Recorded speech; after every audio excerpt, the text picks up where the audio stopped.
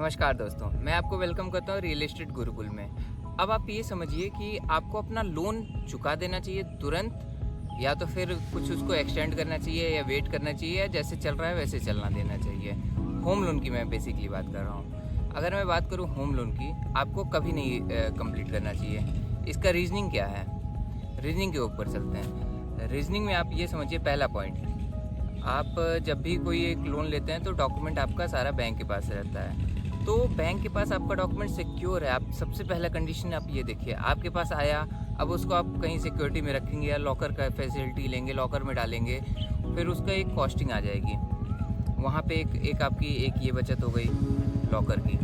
अगर मैं बात करूँ सेकंड क्या है इसमें आपकी बचत हो सकती है, जब भी आपको मान लीजिए आपने एक प्रॉपर्टी ले ली, उसका आपने लोन तो कंप्लीट करा ही दिया है, लाख 1.5 लाख रुपए बचा हुआ है बस आपका, वो भी सोच रहे हैं एक बार में देके मैं ख़त्म कर दूं, तो वहाँ पे आप रुकिए। उसको आप क्या कर सकते हो, होल्ड करिए उस चीज़ को, लोन को एक्सटेंड करिए, ताकि अगली आप अगर कोई प्रॉपर्टी लेने जा रहे हैं तो उसमें जितना भी आपका डाउन पेमेंट लगना है, यहाँ से आप प्रीफर्बिश के नाम पे आप लोन निकाल सकते हैं। विद इन 1 to 2 डेज आपका हो जाएगा ये। पर किसी बैंक में इतनी अच्छी सहूलियत है कि विद इन 1 आवर भी आपको डिसबर्सल हो जाता है। तो आप कोई भी नई प्रॉपर्टी लेने जा रहे हैं तो उसका जो इनिशियल कैपिटल जो आपको खुद फंड करना होता है, उसमें आपको बहुत अच्छी सहूलियत मिल जाएगी।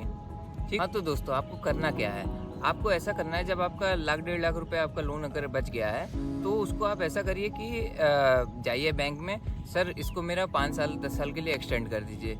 वो आपका कॉस्टिंग आपका पड़ जाएगा, उसकी ईएमआई बहुत अगर होगी 10 साल के लिए, अगर आपने ईएमआई अगर बढ़ा दी तो 1000-2000 रुपये, वही सेम खर्चा आपका लॉकर का लगना है। आप ऐसा करिए कि आप उसको वहीं सिक्योर रखिए। तो ये सारी चीज़ें आपको बहुत सारी मदद करेगी। अगर मान लीजिए बीच में अगर आपको पर्सनल एक लोन की ज़रूरत आ गई और आपको इंस्टेंट पैसा चाहिए, तो आप क्या करेंगे, 14-15% के ब्याज पे आप जाएंगे। अगर पर्सनल लोन अगर आपको चाहिए, इस पे आप क्या कर सकते हैं, वही आप उस पर रिफर्बिश के नाम से आप लोन निकाल सकते हैं। वो आपको ईएमआई भी आपको कम पड़ेगी होम लोन से। बेसिकली मुझे जहाँ तक आइडिया लास्ट मैंने जो करवाया था, वो 0.2 से लेके 0.5 तक की ज़्यादा इंटरेस्ट बस लगता है होम लोन से। तो कैसा लगा वीडियो? अगर अच्छा लगा हो तो आप मेरा चैनल आप सब्सक्राइब कर सकते हैं, और कुछ ना कुछ कमेंट आप बताइए कि आपको वीडियो कैसा लगा। ठीक है फ्रेंड्स, बाय बाय।